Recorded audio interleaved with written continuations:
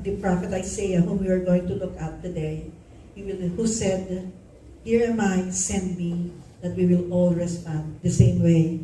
When when the Lord touched my heart about this, I was on my way to the United States, actually, to meet with the pastors over there. And I was already thinking about Canada. And what is the battle cry that we're going to share with you here? And he reminded me about how the Israelites were being taken care of. If you know the story, I believe it's in Exodus, when there was famine in the land of Egypt, and Joseph rose from being just a pauper. He became not even almost a prince in the palace. From prison to palace to the palace, he was brought there through circumstances that we can only say that it is the Lord. And then when he brought his family to the land of Egypt, they settled in the land of Goshen. And if you know that story, there was a plague. There were many things happening in Egypt. But where his people were, in Goshen, they were protected. Their needs were provided for. It came to a point that there was no light even. That was one of the plagues that touched Egypt at that time. But there was light in the land of Goshen. And when God calls us to make a difference, we have God with us. And even before we begin, I'd like all of us to receive this, that the presence of God is with us. We have His protection, we have His provision, and we will always be a people set apart for His honor and for His glory. Exodus chapter 8 verse 23 says, "I will make a difference between my people and your people." And that is the declaration that we would we are making for the year 2025, that wherever we go, perhaps we are being used to spark, to ignite a fire. And through you, we can be, what the Bible says, the shining stars of this generation. As we were traveling here, you know that we've been doing this for the last 30 years. There's an old song that just came to my mind. It's a camp song, actually, and the title is "Pass It On." But I know the lyrics of this song says, "It only takes a spark to get the fire going. And soon all those around will warm up to its glowing." That's how it is with God's love. Once you've experienced it, you'll want to sing, you'll want to shout it out. The love of God that has come to us is one thing that we would want to spread throughout the world. That being said, join me now as we get connected with the one who loves us best, the one who gave us the breath of life. He breathed out of His creation. He breathed into our nostrils, and voila, we are the men and women that we are today.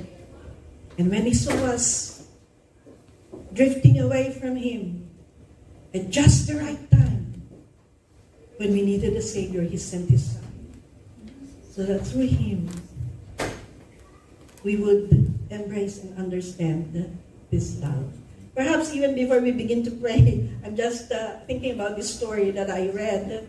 Because you may be thinking, why did God have to become a man? And why a man like one of us? And I heard this story about someone who was living in a farm, in a barn, and you know how it is in a farm, there will be animals that he was taking care of. And he had a family, they believed in the Lord, but the man of the house was somehow not connected. So he said to his family, go. It was Christmas and they were going to a midnight service and said, just go. And when the wife and the kids were gone, strong winds came, so much so that some of the ducks, I guess, that came out of the barn that he was taking care of were being thrown into the windows of his house. They were being thrown kasi ang lakas ng, the wind was so strong. And so, he had pity on them, on these ducks. And he was thinking they might be in a lot of pain. Imagine if you're being thrown into a window.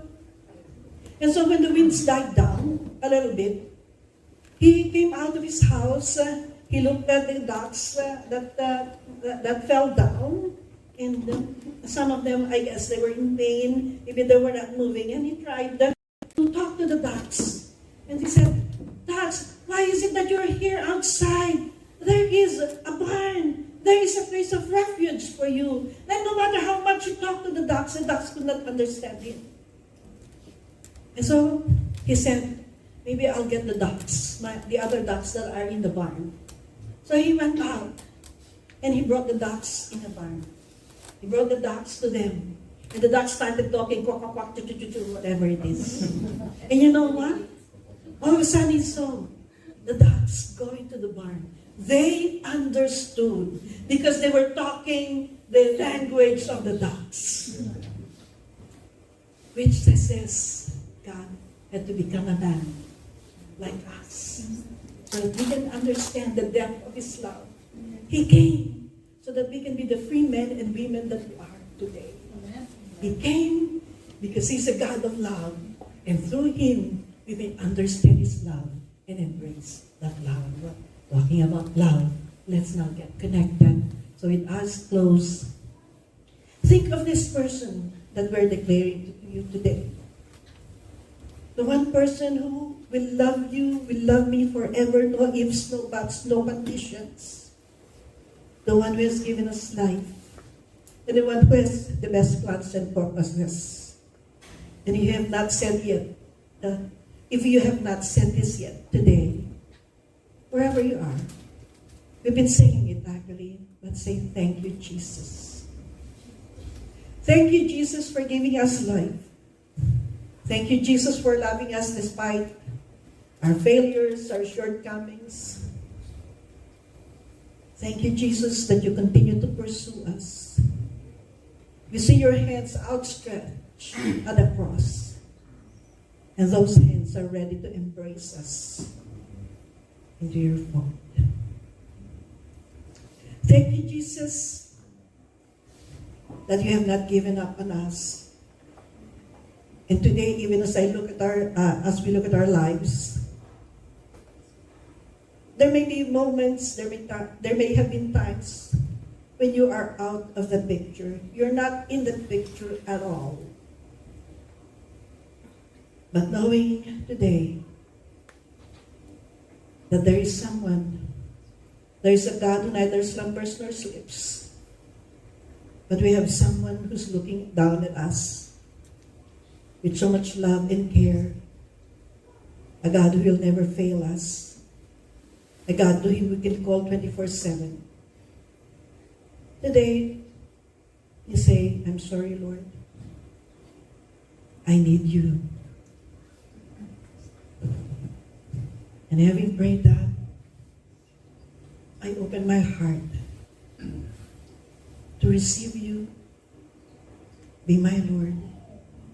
Be the one in the driver's seat. Lead me, guide me, direct me. So that one day, I may be with you for all eternity. Well done, good and faithful servant. Enter into the joy of my rest. That is His word. This is our prayer. In the name of the Father, and of the Son, and of the Holy Spirit, and all who agree with me will say, Amen. Amen. Okay. Let me just briefly read to you the verse in Exodus chapter 8, where I shared with you that when I received this word, I didn't know that this was in these works. In that day, we're not reading the whole chapter, but in verse 22 we read that, "In that day, I will set apart the land of Goshen, in which my people dwell, that no swarms of flies shall be there, in order that you may know that I am the Lord in the midst of the land."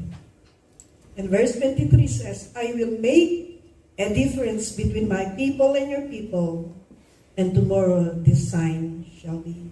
Make a difference. That's all that it takes. And that's all that the Lord is saying to us today. Because I was reading the book of Rick Warren. We're reading actually. Because I was thinking, this is a generation that perhaps may not have read the purpose-driven life, or what on earth am I here for? And he gave us 5 purposes about that. And he said, one of the words he said is that we were not put on earth to make a contribution. We were put on earth to make a contribution. We were created to just consume resources, to eat, breathe, and take up a space. But God designed us in such a way that we will make a difference with our lives. In Ephesians chapter 2, verse 10, from the New King James Version, we read that when God looks at us, He says, we are His workmanship.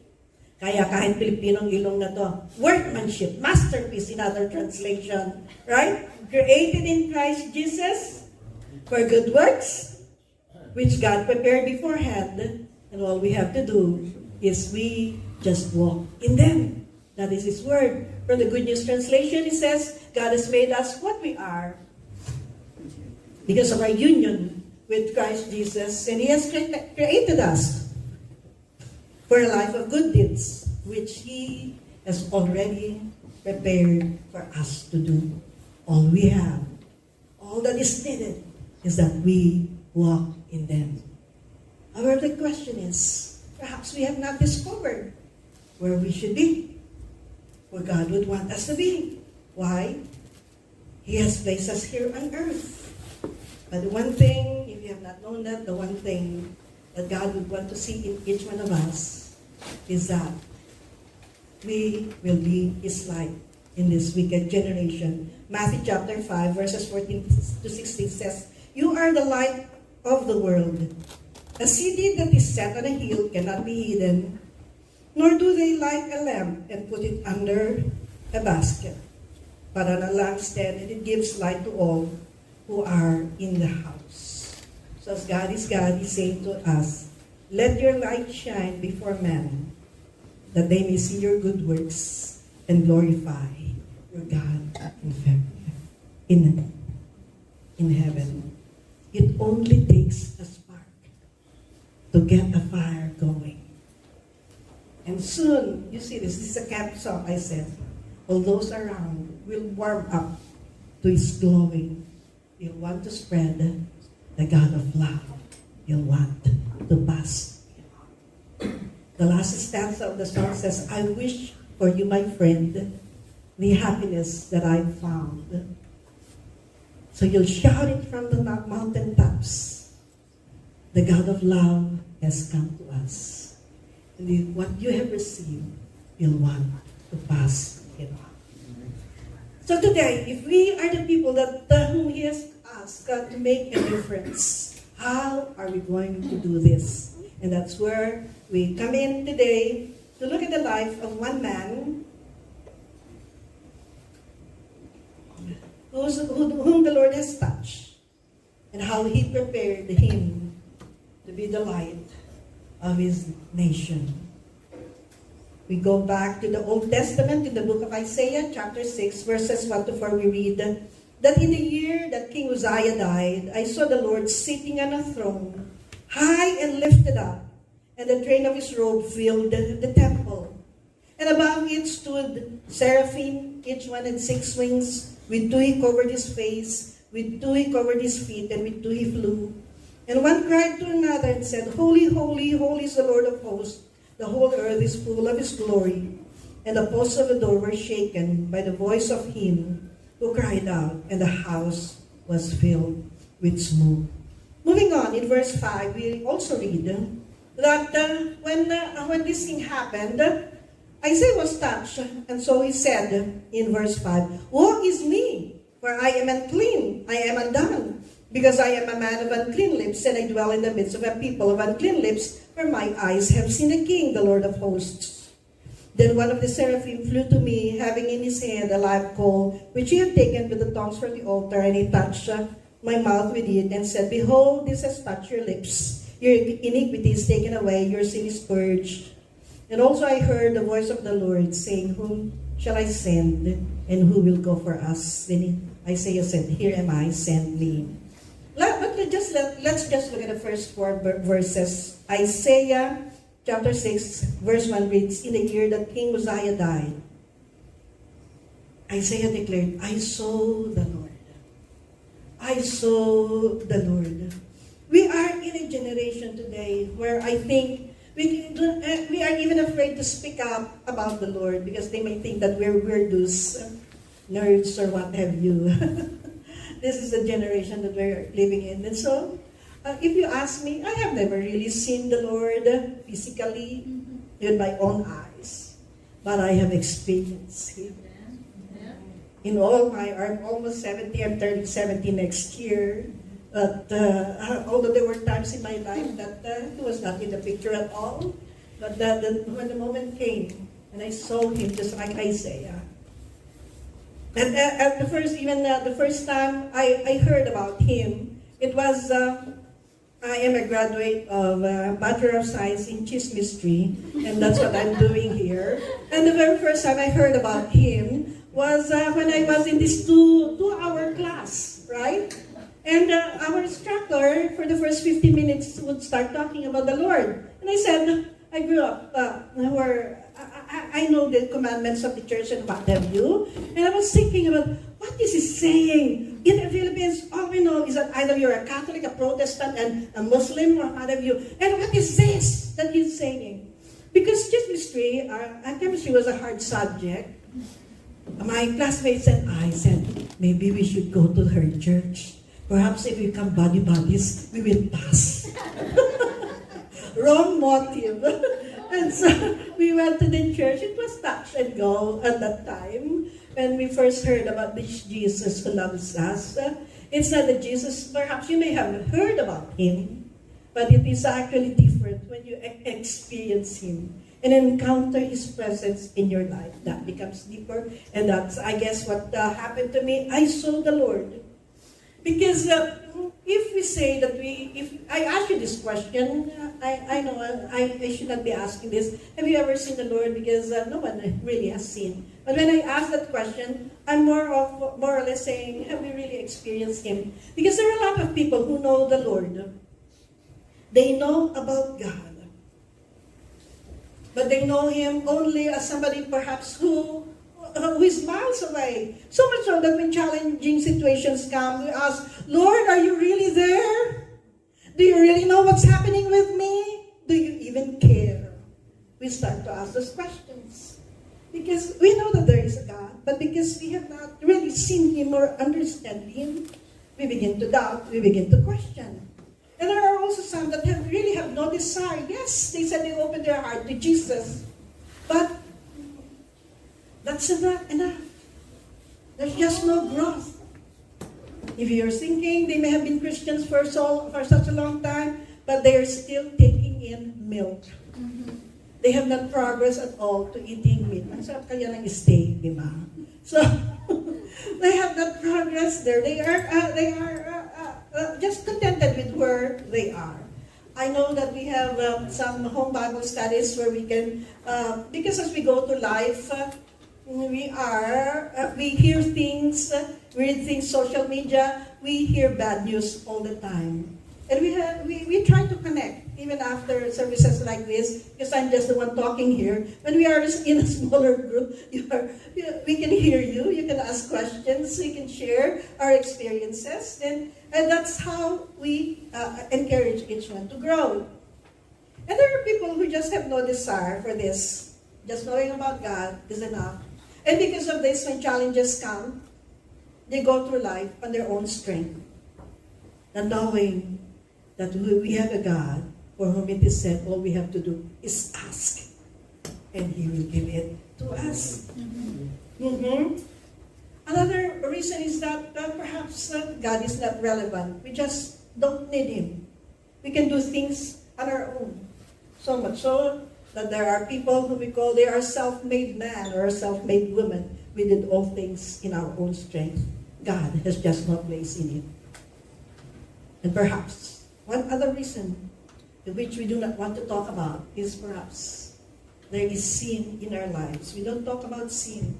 Sin is anything that we do that is apart from God's will. And when we are in sin, because holiness, we have a holy God, and unholiness or unrighteousness, they cannot just be mixed together. And that separates us from God. And because of this, we do not see God.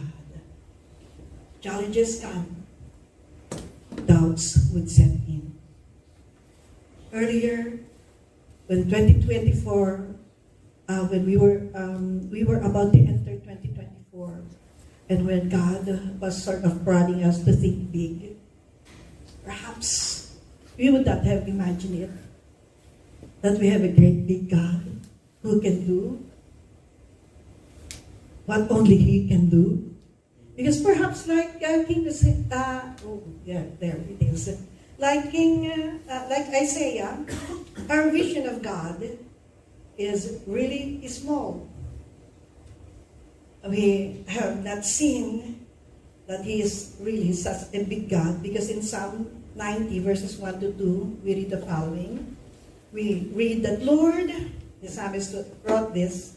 Psalm 90 is actually Moses. Moses is the author. He said, Lord, you have been our dwelling place in all generations.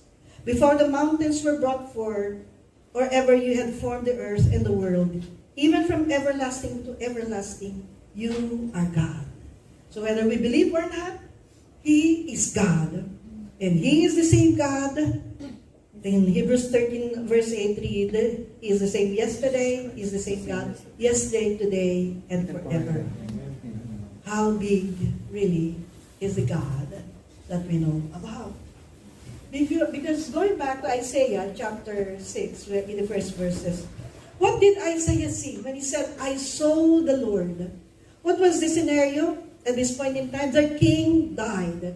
King Uzziah. Isaiah, Uzziah. Parang parehong may saya. So, kaya pati ako baka ma-confuse dito. And so, what must have he been thinking? Uzziah was a great king. One of the great kings that we have in the Bible. He reigned in Israel for 50 years. It was said that he was a military genius because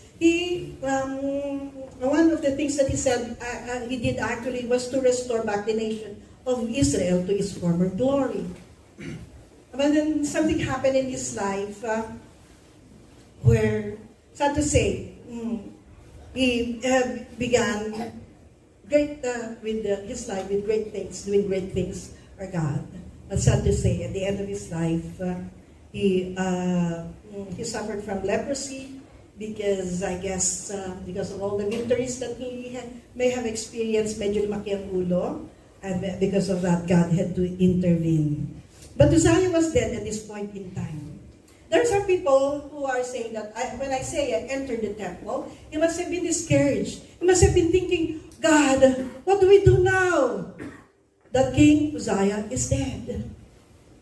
Relating to what is happening here in Canada, where we are in the midst of maybe there's going to be some political changes in the future. There are many changes as far as the laws are concerned right now. Perhaps you may be asking, Lord, what's going to happen to us here in Canada with all the laws that is happening? If Trudeau lives, will the next Prime Minister even bring us to greater heights? Will Canada become the country that it used to be? It was when perhaps you may have all come here and you heard, let's go to Canada. They say it's a great day, it's a great country to live in. But one thing that Isaiah saw is that he may have had a small vision when he entered the temple, but he saw a vision. His eyes, his mindset was changed. He saw the real King of glory. When we were going back to Isaiah 6, he said, when he saw the Lord, he was sitting on a throne as King of Kings, Lord of Lords, high and lifted up. Which just tells me that because this Jesus that we're talking about here is sitting on his throne, whatever challenges we face in life, because He is God, He is a sovereign God, his forte is that the impossible becomes possible. Amen. He is in his throne. So whatever you are today, know that God is able. Yes. We have a God who is able. Amen. He is faithful and true.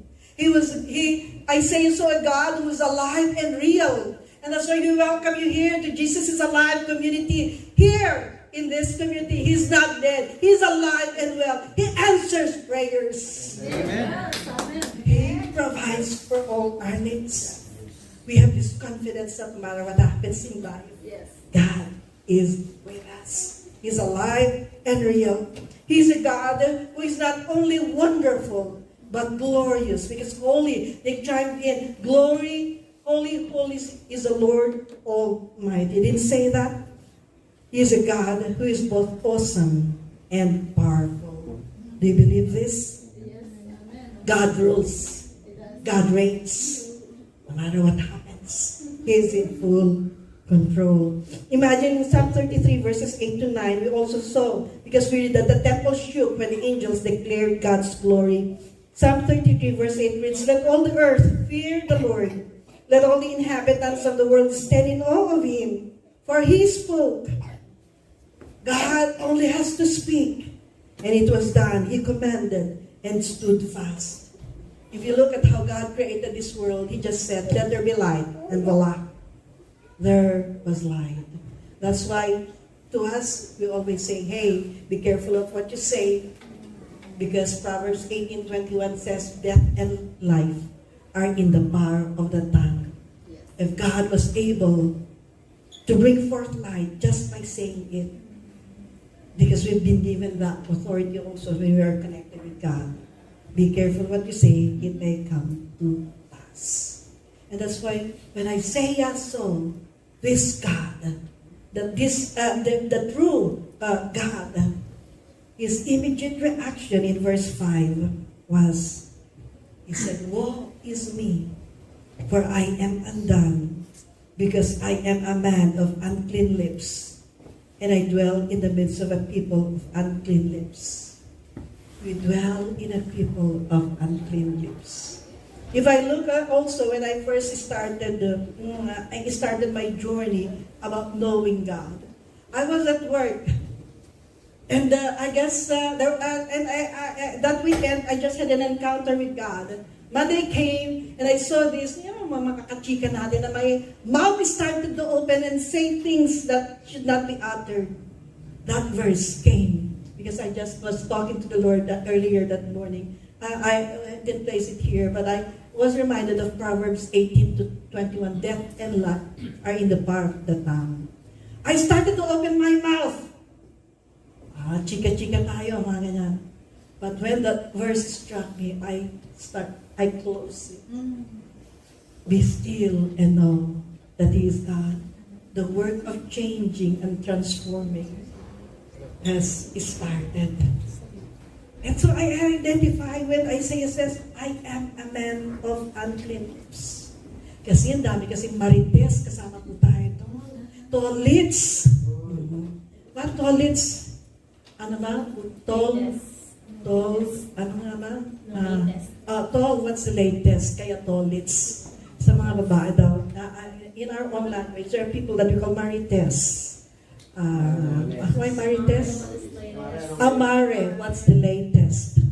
And to the men, they said, tolits. Tol, that's brother. What's the latest? Tolits. We are a man of unclean lips. And, in other words, chismistry. That's what we majored on. Right? Gossip. This is a generation that we are in. And I guess, Isaiah said, this is me. He saw himself that this is me. And he said, I am unclean. Because you know what happened to King Uzziah? The king that they honored? Towards the latter end of his life, even with all the victories that he experienced, his heart was lifted up. 2 Chronicles chapter 26, verse 16 reads that when he was strong, meaning their king was strong, his heart was lifted up. He became proud to his destruction. For he transgressed against the Lord his God by entering the temple of the Lord to burn incense on the altar of incense. And this was something that only the priests do. So even when they were saying, King Uzziah, you don't have to do that, we have kings. And they were the ones who were responsible for that. But you know what happened in verse 19? We read that Uzziah became furious, and he had a censer in his hand to burn incense. And while he was angry with the priests, the consequence came. Leprosy broke out on his forehead before the priests in the house of the Lord beside the incense altar. God struck King Uzziah with leprosy, even while he was standing in the temple. And sad to say, he never recovered. He had leprosy until the end of his life. Thank you, you have your reward. And so, when Isaiah said, I am a man of unclean, because their custom in the day was that those people who had been afflicted with leprosy cannot really mingle with what you call the normal people. And when these normal people would come, the leprous person should say, unclean, unclean, unclean. Huwag kayong lumapit sa akin. Unclean, unclean. Don't even come near me. Just like someone, I cannot hug you, I can only go this far. Some have said that today to me. But that is us. And when Isaiah saw the Lord, Isaiah saw himself.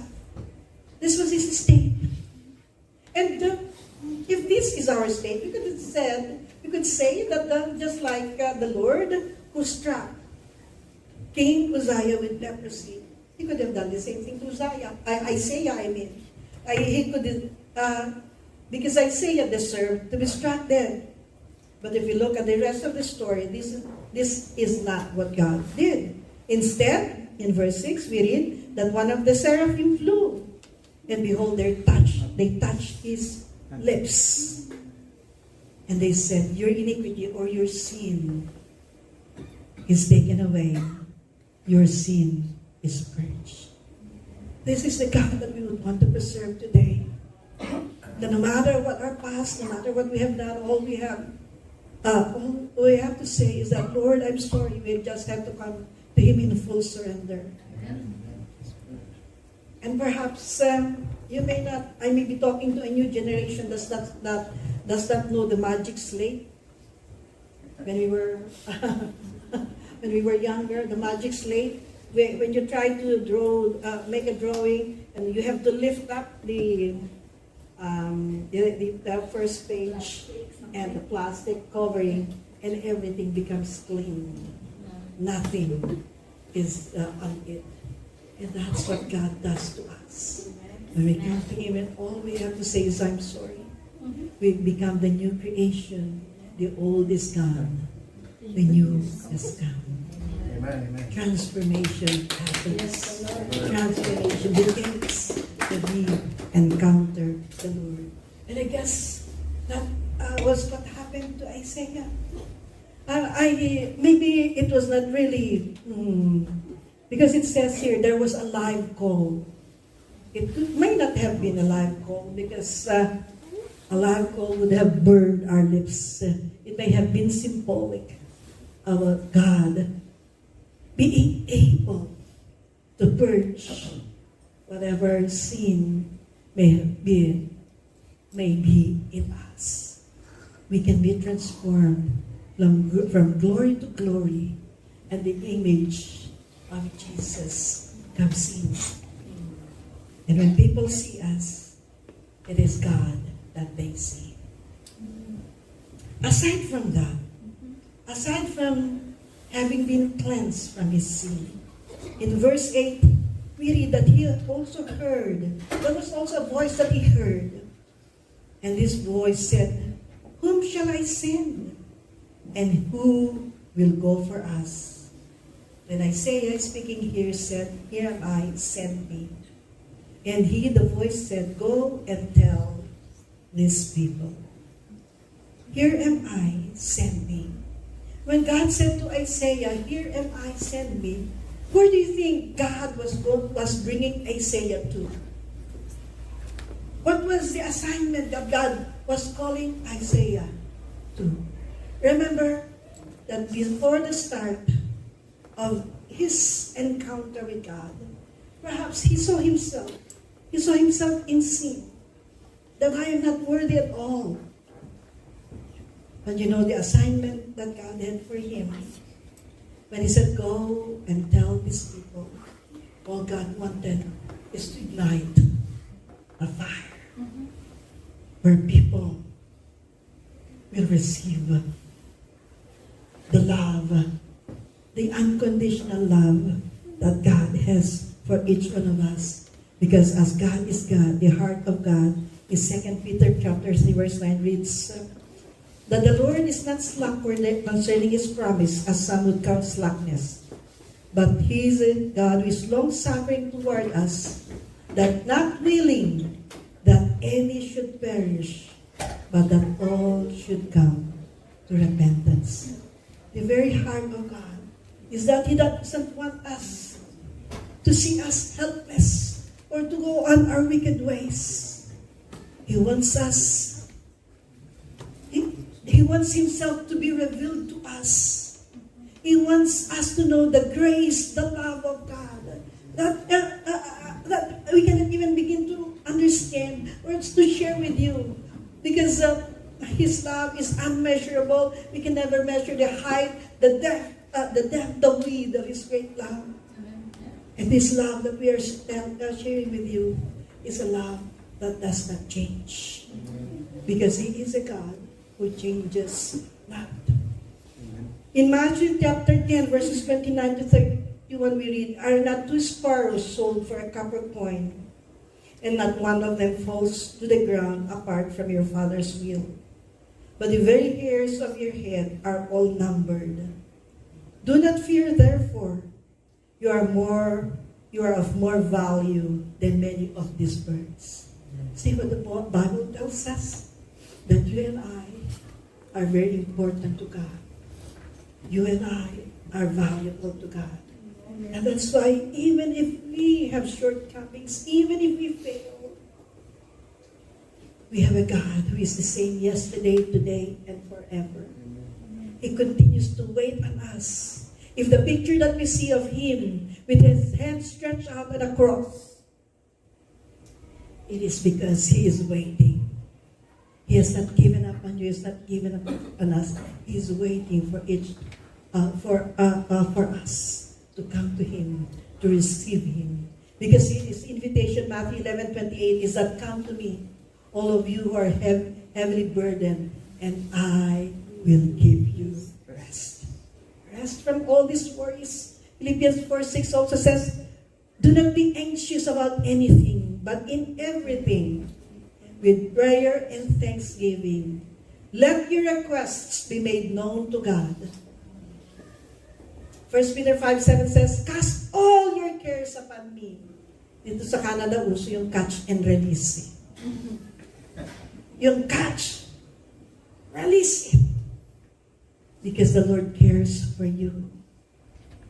Because He said, what He would want to give to us is the peace that surpasses all understanding.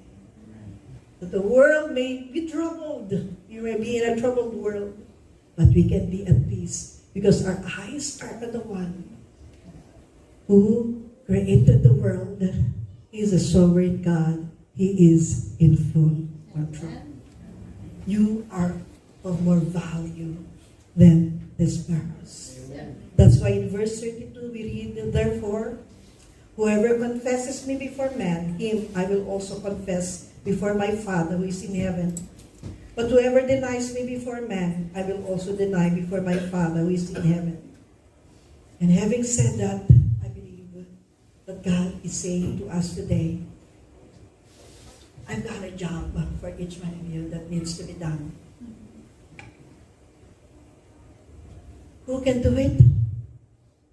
If you have come to know this God that we are sharing to you today. And if you can stand up and embrace that and receive that with all confidence like Isaiah, we will be able to say, here am I, send me. And when He sends us, all we have to do is whatever we receive, just go and tell that people, that's your story to tell. Although we live in a world that is full of needs. We have been talking about spiritual needs as well.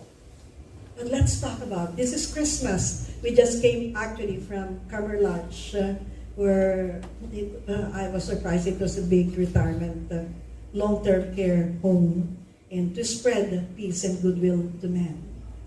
And that's all we can do. Because not only are we to share the spiritual, but we have to make each one also on the physical level.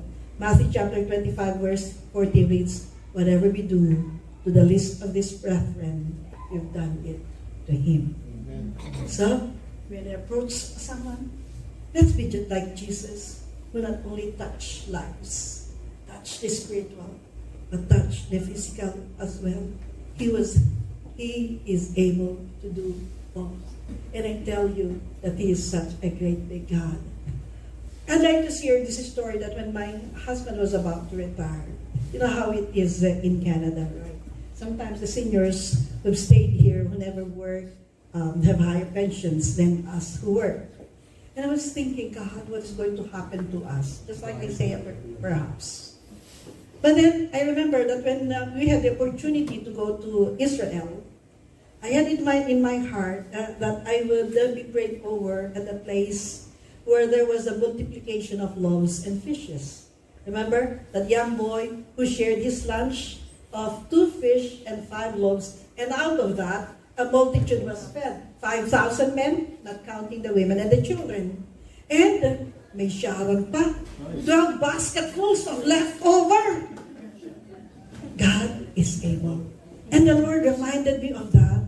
And do you know what? I didn't know that was going to happen, that's going to come. But literally in the group, where when we went to Israel, somebody gifted us with a ceramic about this multiplication of bread and fishes. That when we arrived in Canada, literally that ceramic also multiplied because it was broken, right? And it was broken into many pieces. So that when we remembered about this, and when my husband was about to retire, he looked for the ceramic and he tried to put the pieces together. So we went. We had this confidence that as I'm sharing with you right now, God is able. Amen. And in the time of COVID and everything else, He is faithful and true. When we came to Canada, I asked the Lord, Lord, what are we going to do there? We had 3 verses. The first one is, labor not for the bit which perish. So even when we started here, that was 92, and I guess the minimum wage was $8 or $10. And because of the course that we had, I was able to enter the hospital as a pharmacy assistant. And the starting salary actually, at that time, na 8 or 10 ang minimum wage was $14, that became $15. But then there was a weekend work every other weekend. There was no Jesus is Alive community then. We were just a simple believer, just arrived here in Canada.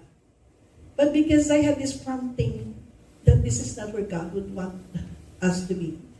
So after 3 months, we resigned from the job and we settled with a $10 Monday to Friday job. And that was when the ministry started also. The other verse that we carried with us is in 3 John chapter 2. Chapter, isa lang, verse 2 lang. I wish for you, my friend, that you will prosper and be in good health, even as your soul prospers. And when we came here to Canada, the first thing that I did was go to the human resources and I asked, do you have any training programs here that I could get on? And so they made me go through a test, made an essay also. And the essay that I wrote was about my meeting our Lord Jesus, the best thing that ever happened to me. And you know what? Hindi ko alam kung na-touch yung the one who read it. But the person said, oh, you should not be in just a certificate program. You should be in a diploma program. So, he started to wait for that. So, maybe we went through that. But the last verse that he gave us is that he reminded us about the wedding at Cana, where the best wine was served at the last. We're in our 70s. But God is faithful and true. He continues to serve the best line. And I'm going to share with you how He did, but here we are. Here we are today. Free of anything, debts or what have you. At a time of COVID, at a time when we are in retired, supposed to be, God is faithful. And this is a God who is calling upon each one of us today. Go. Tell the people. I do not want to boast about this, but this is my story. This is how God took care of us. Even when we think, Lord, what's going to happen to us? Because He is a God of multiplication and overflow. He's a God who cares for us. He is a God who neither slumbers nor sleeps. And He is watching over each one of us. And at the right time, He will be there. Isaiah 60, verse 22 reads, at the right time, I, the Lord, will make it happen. Today, I pass on this challenge to you. Will you respond? Will you be alive to this generation? It only takes a spark to get that fire going. Will you spread His love? And I pray you will stand up and be counted and say, here am I, send me, go, tell the people, shout it from the mountaintops. Our God is waiting for us, each one of us, to make a difference in this world where He has placed us. Come to Him, believe Him, trust in Him, and He will do what only He can do. Let's press on. Our vision in this community is that we will go and bear fruit that remains. Mission, establishing strong community cell churches, training every member to become a leader. I am with the people who are leaders in their generation, equip everyone for mission involvement. And let us continue to reach the nation, hand in hand, helping one another for the advancement of His kingdom here on earth. In our language, it says, sama-sama, tulong-tulong sa pagsulong sa kaharian ng Diyos.